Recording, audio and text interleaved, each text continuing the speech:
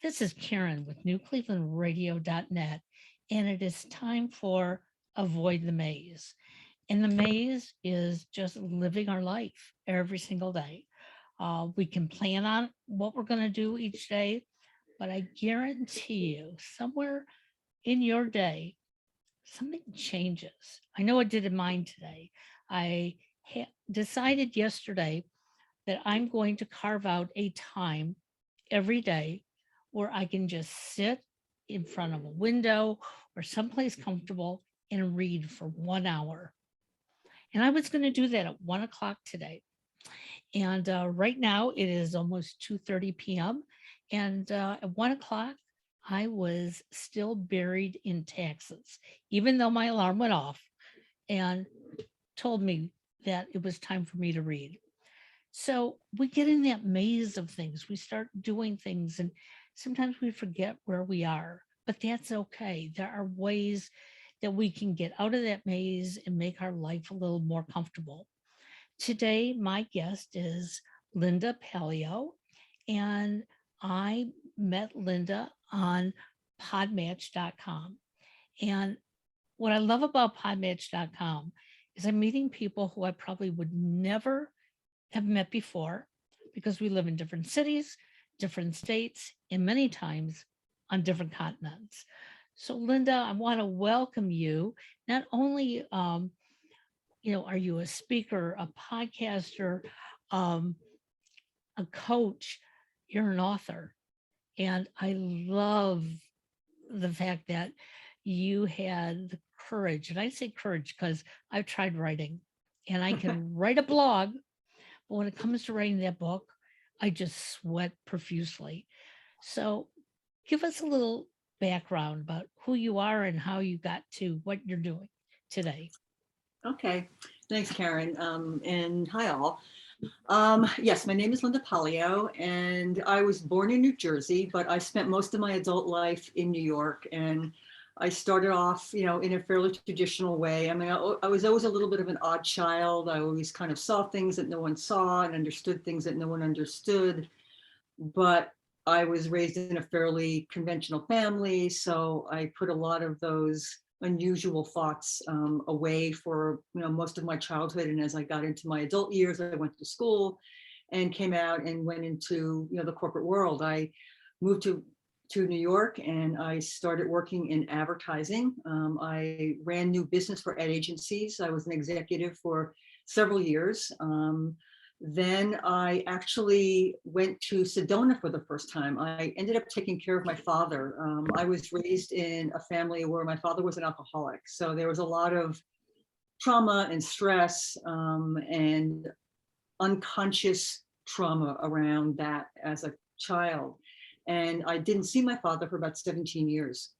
And what happened was my uncle called me. My father had a heart attack and he said, he's going to die and do you want to see him before he dies? So my brother and I drove a couple hours to where he was in Pennsylvania and we went to see him. He was unconscious. I had been doing energy work, healing work at the time. I was always drawn to that kind of work. So I did healing work on him. Over a 2-week period, I kept going back. He eventually came out of the coma he was in and he left the hospital. And I took care of him the last year of his life. And in that last year, he kind of got redeemed. He stopped drinking. All he wanted to do was kind of, as best he could at that point in his life, make up for the mistakes he had made as a father.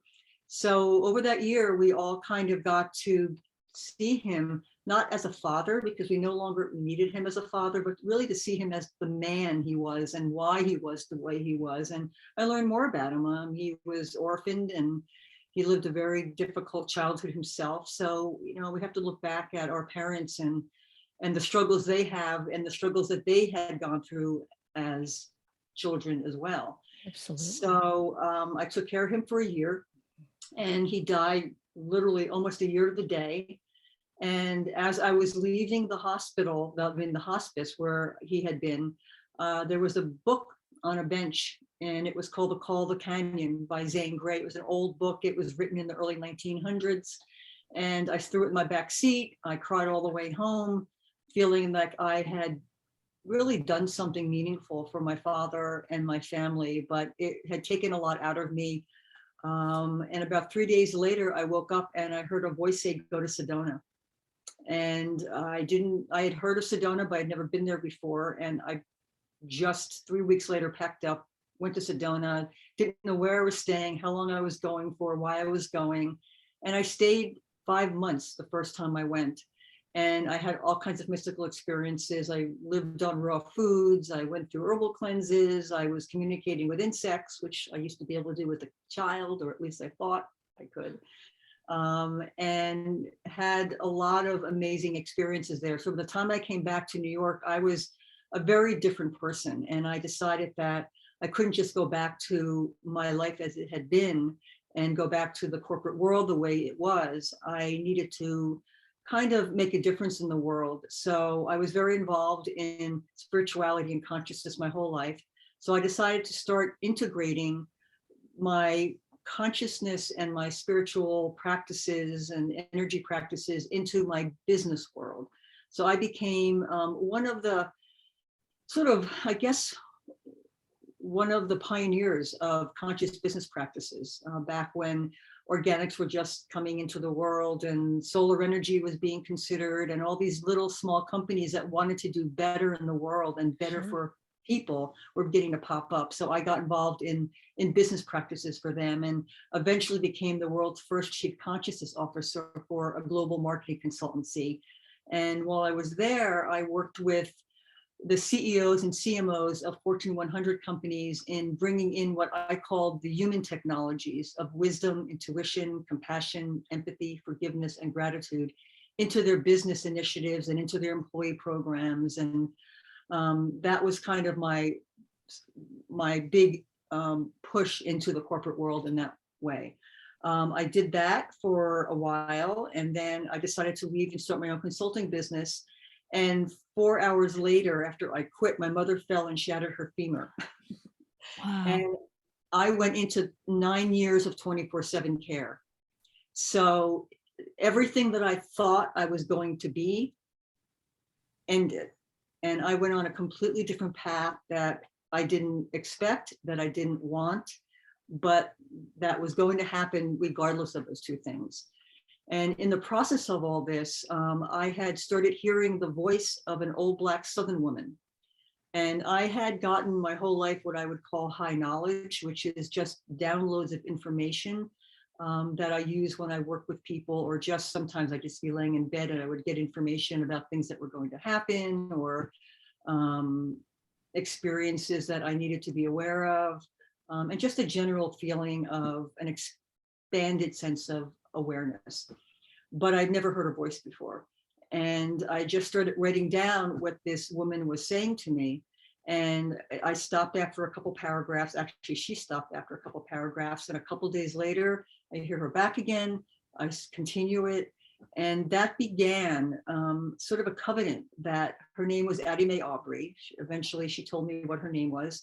Her name was Addie Mae Aubrey, and she asked me to tell her story. And it's a story of a young Black girl in the South, rural South, in the late 1930s. And it's basically a coming of age story, but it's also got spiritual messages that anyone can relate to that are woven through the book.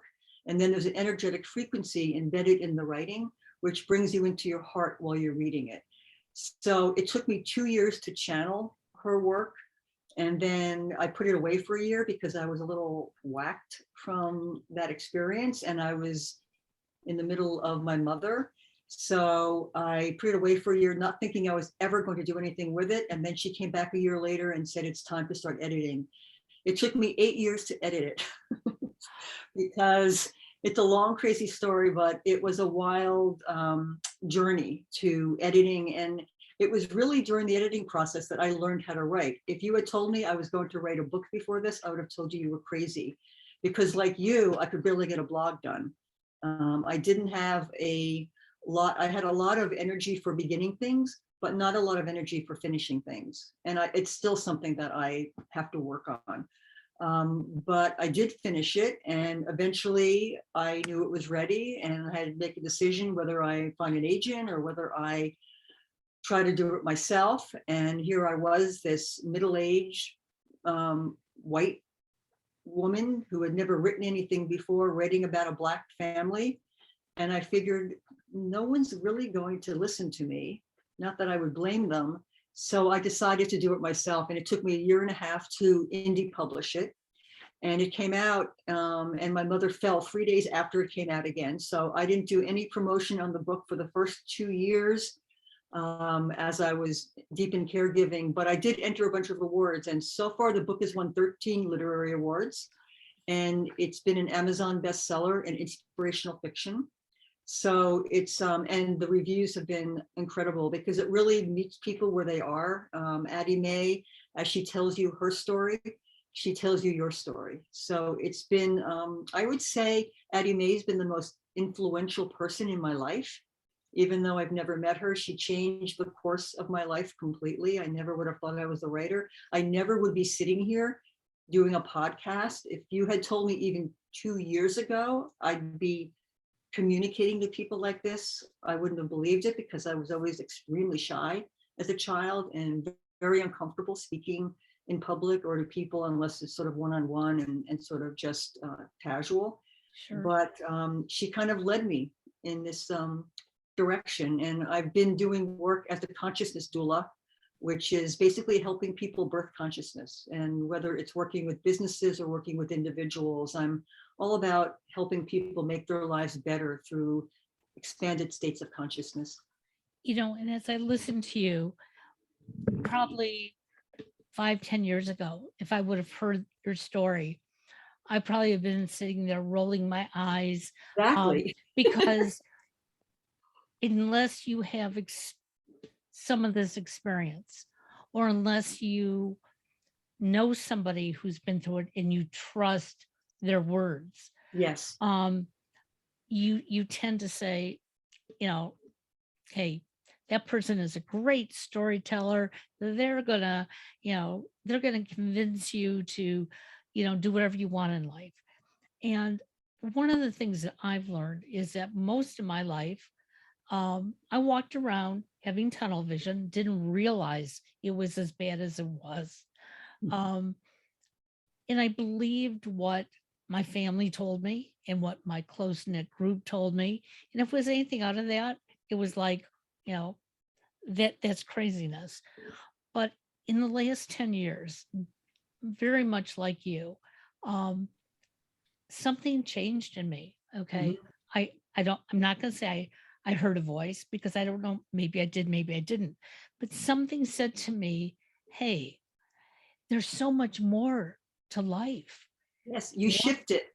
Yep, exactly. You shift it. It's, I mean, it's sort of like an awakening, and it happens, sometimes it happens most often through struggle and trauma, because your life is not going, all of a sudden goes in a direction you didn't expect it to go, and it's not a good direction. And that somehow shatters the scaffolding that are holding your belief systems in place.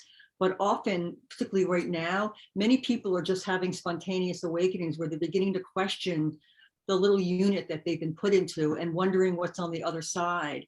And as we talked a while ago, spirituality to me is really about just what is yet unseen and that we have not looked at, and we're told not to look at, and we're made afraid of looking at. So, people like me, and, there's many of us. I mean, I was very much a lone voice for many years. People did think I was crazy. People in my family thought I was crazy. But when it's in you so in depth, and once you do get awake, there is no going back.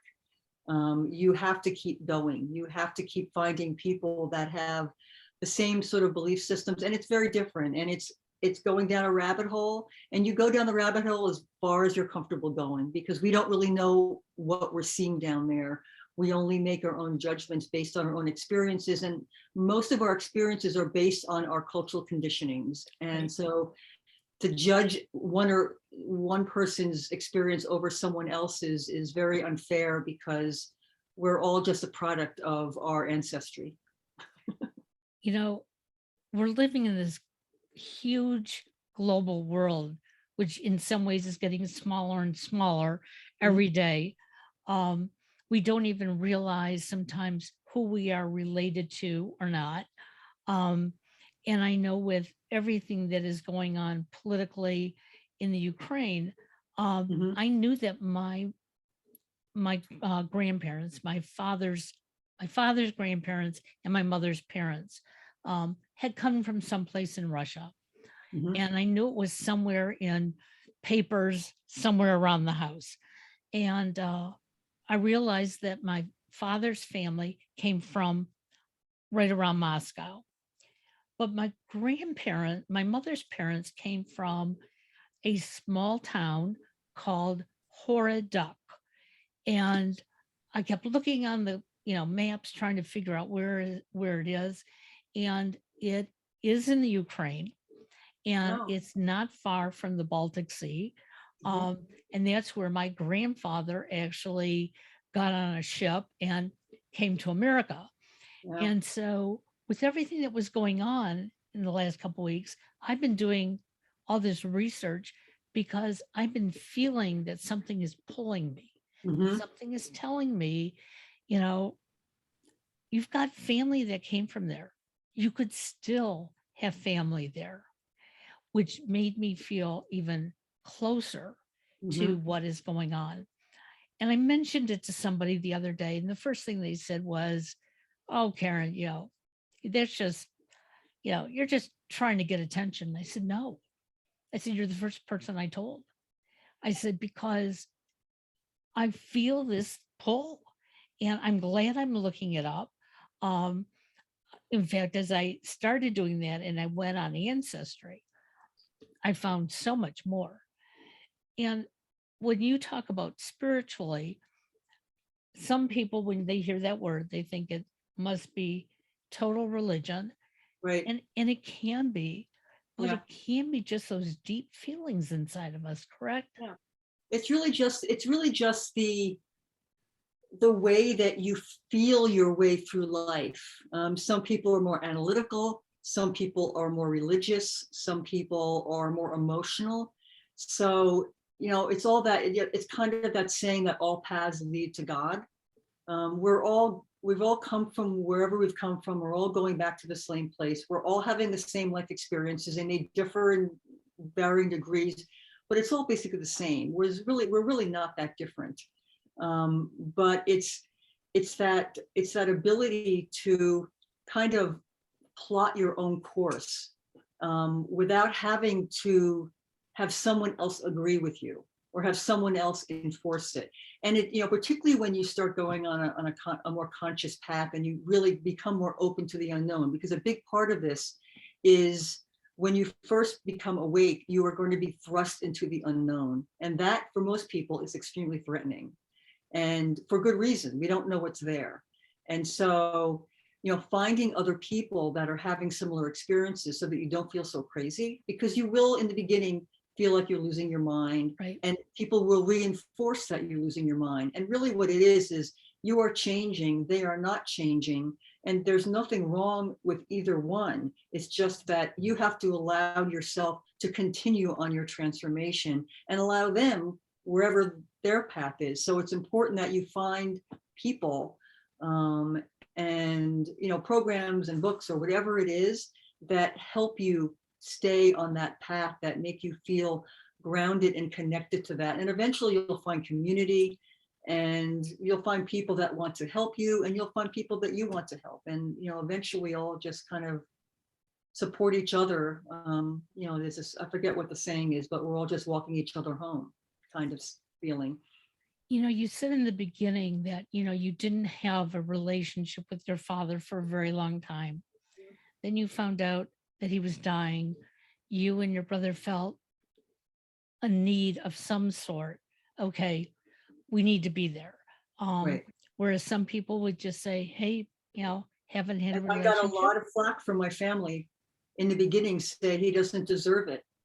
And I said, well, maybe not, but you know, I need to know for myself, for one thing. And I knew my father. My father was not a bad man. He was just a broken child that was not capable of really being a father. And back then they didn't know. I mean, Right. all you do is get married and have kids, and you weren't prepared for anything. So my father and mother just collided into each other and did the best they could. Now, as children, we become resentful and we become very fearful, and it triggers us and it traumatizes us, and then that goes into our unconscious, and then we start blasting that at other people as we get older. But it was important to me to understand my father so that I could understand myself and understand some of the reasons why my family dynamics were the way they were. And it was actually very, I mean, it was not for the faint of heart. I mean, anytime you go into the unknown and you're stepping into places where not many people are, you are taking risks, and it was not an easy experience, but at the end it was really worthwhile. Well, it triggered some thoughts in my mind that for years I always used to tell people that my mother and I had a love-hate relationship. I knew we loved each other, but we were always going to argue. And Right. but if you'd ask her, she said we didn't argue, and that would make me argue a little bit more. Um, but in August of 2016, I was out in my patio and I had this little spider plant that was being engulfed by everything else around it. And that morning, for whatever reason, I decided to dig it up and move it someplace else. And it looked very lonely where I put it, but I placed it there. And within minutes after planting it there, we got a phone call that my mother had had a stroke. Oh, And, I was packing my bags. We were getting up to Michigan. We had no idea what the situation was. In fact, I heard three different um, stories about what had happened to her. And it was like none of them meshed. Um, but I got up to Michigan and basically we were told, your mom's not going to recover. Okay. She may have a good day. She may have a good week. She may have a good month. We have no idea. And interestingly enough, the stroke made her blind, but she believed she could see. oh, that's interesting. So she was 96 and a half years old. There was no way we were going to tell her that she was blind. And so I just sort of had to go with what she said she could see. And after a couple of days, I realized my mom was gaining some strength. So she wasn't going to be in the hospital long. We were going to have to make arrangements. Mm. And my brother and I decided we were going to take her back to her apartment. And we both had flexibilities in our schedule. And we were basically going to move in with her. And um, when we needed to take a trip back home, we would take a trip back home. But what I'm getting at is that for most of my life, I never would have thought that I could spend that time with my mother. And my brother basically had me become her caregiver. Mhm. It was the most beautiful 6 weeks of my life. And Right. I know when I tell that to people, that you've been a caregiver for both your dad and your mother. I'm Right. not saying it was easy. There were days that I was surprised I still had hair on top of my head. Yeah. But the the feelings I got from her, sometimes with her words, sometimes just watching her sleep. Mhm. And I'm hoping that our listeners can see that there is so much around us that we can't explain, but we can feel. Mhm. So how do you bring that into a corporation where, everything is about the bottom dollar and, it appears that corporations don't care for their employees? Well, it's easier with a smaller company that's not entrenched. The larger companies, they're very shareholder focused. They don't really care about their employees or their consumers. They're all about growing the business for the shareholders and keeping the business growing. And that's sort of an old model that's come in from 100 years ago. But now there are smaller companies that are integrating these ideas and better ways of working with their employees into into their programs. And that's why I said the human technologies, working with wisdom, intuition, compassion, empathy, forgiveness, and gratitude. A lot of it is about working with the leaders to get them involved in looking at consciousness from a different perspective, and get them to look at their business model very differently, so that making money is not the number one. I mean, you want a healthy bottom line, but you don't want the grasping for money to overshadow what you're doing for your employees and what you're giving to your consumers, because we've been poisoned by our food companies for years now, and we've been poisoned by a lot of these large companies that have known that they are poisoning us in one way, shape, or form, but it's been hidden from us. And we don't take responsibility for ourselves. We're very easily led by other voices because we don't have our own voice. And the only way to really know your own voice is to really know yourself. And the whole way our culture is set up is to not have you go inside.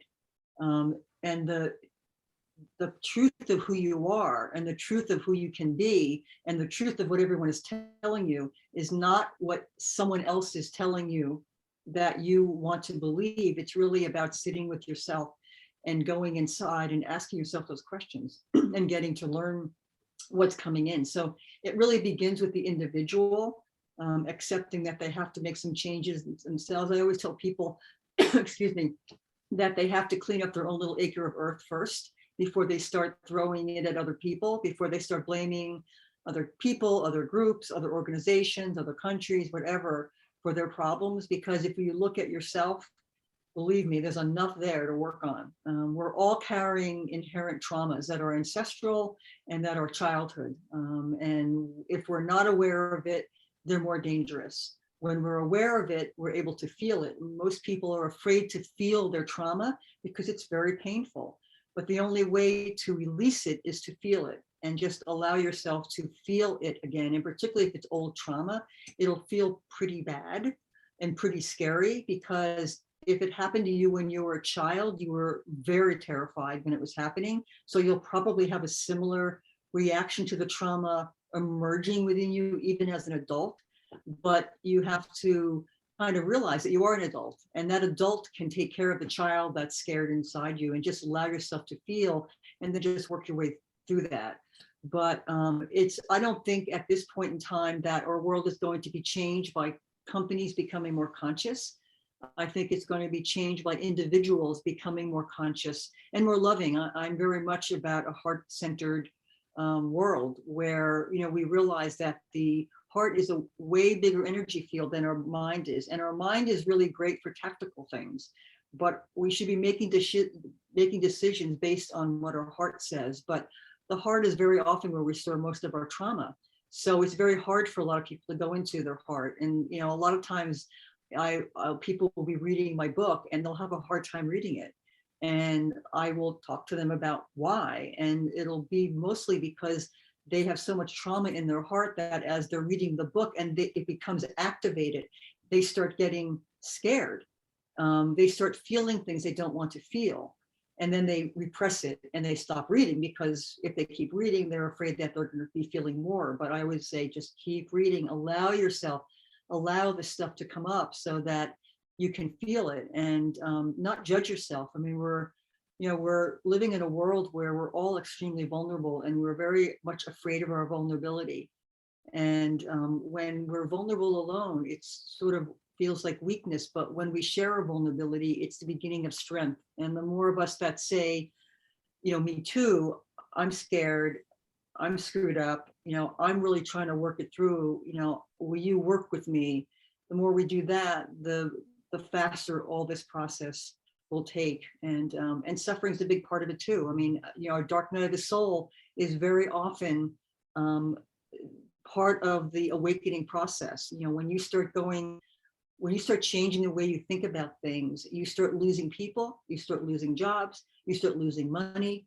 I don't know exactly why that is, that it seems to be an integral part of the process of awakening to the potential that you have outside of, inside of yourself. Mhm. But it's a fairly standard process that you go through a very difficult time for a period of time, and that varies from person to person. But suffering is an extremely powerful transformational force, and it pushes us deeper into our heart. It pushes us deeper into our soul. It pushes us deeper into asking questions. And again, when we're able to share that with people, it actually helps us, even if they can't do anything. And I always tell people, we can't usually very often help someone who's suffering, but we can just hold space for them to allow them to feel without judging them for it. It's interesting. About 10 years ago, when I was forced out of corporate America, um, I knew it was a good thing for me not to be there, Mhm. but I didn't like how it happened, obviously. Yeah. And again, walking around with blinders on, I had no idea what I could do. And I made an appointment to go see my doctor. He wasn't available. One of his partners was, and I really didn't care for the partner, but something told me go in and see him. And um, it was the best thing I could have done because he basically gave me the permission to feel what I was feeling. It Mhm. wasn't, we're going to go look for anything today, Karen. Tell Exactly. me what's going on. Yeah. And at first I said, well, I'm just not feeling right. He said, that doesn't help me. And he wasn't a therapist, he wasn't a coach, but that's what he did. He coached me through it. Yeah. And I remember walking out of there thinking, oh my God, I have choices. Walking Mhm. in, the only choice I thought I had was to have a doctor give me a diagnosis, give me a pill or something, and send me Exactly. on my way. And he said, as I left, he said, I'm leaving you with yourself. Call me tomorrow. And I thought, you're not going to take my phone call tomorrow. Yeah. And it was like, yeah, sure. But I called the next day. He took my call and he said, what are you feeling today? And that's when I realized I really had choices because he took my call, Yeah. and I made the choice to call him. So I tell people one of the reasons so many of us are doing podcasts, so many have gone um, out and gotten the training to be coaches. We're doing it to help ourselves. But if we can Exactly. touch one other person, okay, because it is Yep. going to help us, okay. But my feeling is if I can touch one other person, if they can hear just a little bit of what I have experienced, they're going to reflect on it and say, wow, maybe that would work for me. Or no, no, that's not going to work for me. Yeah. Well, we're all pieces of the puzzle. And I mean, I used to always refer to it as like a kind of like a light net, like we're all connected. And I would meet someone sometimes, and particularly early on when I was having all these feelings and talking about consciousness when no one even knew what the word was, and I was trying to explain energy and frequencies and various kinds of spiritual disciplines and everything. And I would go somewhere and I would have a feeling I needed to talk to someone, and I knew I just needed to talk to them, just make the connection. And it created like this, and I felt this energetic connection to them then, and it didn't matter if I ever saw them again, because we were creating a web, like a web of connected, heart-centered light, that I connected to that person, and then that person connects to someone else, and eventually all of us. And it's so, for me, it's so great now to see so many people that are talking about consciousness and waking up to the fact that maybe everything that we thought we've known our whole life is not true. Now, that is also threatening, because if it's not true, who are you? You are not the person you were told you are. And that's true. You're not. That's an aspect of you, but you are so much more. And not everyone will open to that possibility. And that's okay too. If everyone's at a different place in their Sure. spiritual evolution on this planet. And, I choose to work with people that are beginning to wake up, or that have woken up, and that really want to support other people and build new kinds of programs and businesses. And so that, I always talk about, not running up to a building that's falling down, trying to grab the bricks and stick the bricks in to keep the building up. Step away from the building, let it fall, and then take the bricks and build something more beautiful. And I think that's what a lot of us that are in this sort of world of consciousness are about. And we're all struggling with it. And there's no one who has the answer for everyone. We don't even have the answers completely for each other. A lot of times what we learn that we give to others, we just learn ourselves. All of a sudden I know something, okay, now I can share it with you. But it's not like, I'm a guru sitting on a mountain going, oh, I have all the answers. I don't have all the answers. All I can do is share what I've experienced and what I know. I always say that, I live in a landscape of possibility, and anything is possible. So whatever someone tells me, it's possible, but I can only live through what I know. So it's not the truth for me unless I've experienced it. I can believe something. And beliefs are very dangerous because they don't have to have any basis in fact. They just have to be something that you believe because of something within you that is being triggered by someone else telling you something that you want to believe is true. And that begins a belief system. And the more people that believe it, that becomes a culture, a religion, whatever else. But I think it's really important that we allow people to just kind of stumble around in their unknowingness and allow themselves to be screwed up for a while, because we're detaching from a very long process that we've been indoctrinated into. Well, how can our listeners find you? Because you've got so much information, and I know many of us are going to want to buy that book as well. I hope so. It's been an amazing. That book has been probably the most meaningful thing I've brought into the world. I don't have children, so this has been my child. It's been something that I birthed that I think, has been really important to me. And many people that have read it have, told me that it's really made a difference in their lives too. So, well, I have a website, lyndapalio.com. You can find me on social media, and I do all that as best I can.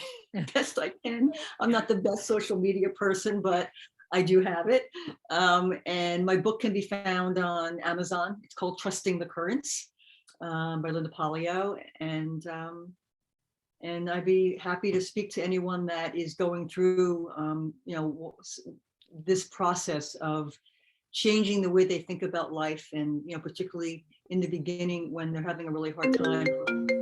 I'm actually working right now with someone else on a webinar that we're going to be putting together all about the awakening process, to help people during it's 7 steps, because we've discovered there's 7 kind of steps that you kind of go through, that you're going to have to manage and deal with. And so we just want to kind of let people know so they feel less weird, less challenged by it. So they go, okay, because when I was going through it, I didn't have anything and I thought I was losing my mind.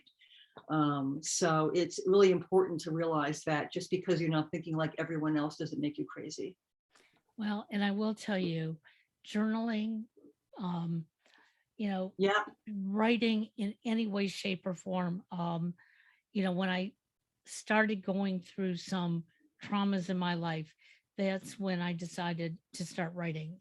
And I was brought up with a father and 2 brothers who were writers. And Oh, wow. when I would write, they'd say, leave it to us. Yeah. That didn't help you. No, it didn't.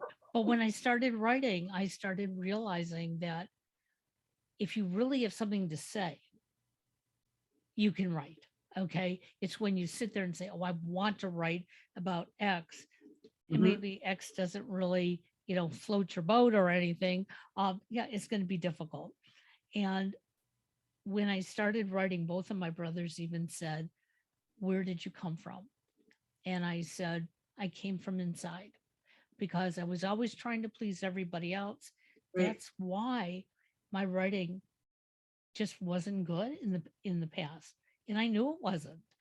But I don't want that to scare people. I want you to Yeah. reach in, and even if it's just for yourself, um, Well, that's I think, also women have a real tendency of that because our voices have been repressed right. for generations. I mean, my generation was the first generation that actually got to choose whether they got married or not. Yeah. So, and that wasn't that long ago.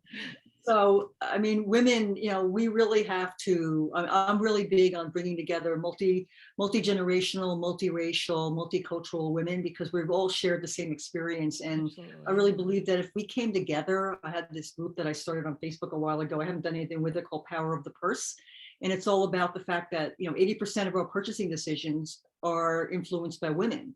So if women really wanted to make some noise, and they organized, and they would say to this company or that company, unless you start doing family friendly, child friendly, women friendly work, we're not going to buy your products. You'd be surprised how things would change. Women hold all the power. They just don't really use it as best as they can because they haven't been trained to use it, and they've been actually repressed so long that they don't know how to use it anymore.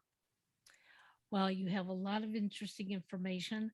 I'm going to have to invite you back. We have a number of shows at New Cleveland Radio that I think you'd be a marvelous guest on. Oh, thank you. Um, I'd and love to. we, I'm very passionate about, like I said, before we got on, I never would have thought that I was doing this kind of work because not, um, I was not someone that wanted to step up and have a voice. And I think that, again, as a woman, was very much my training.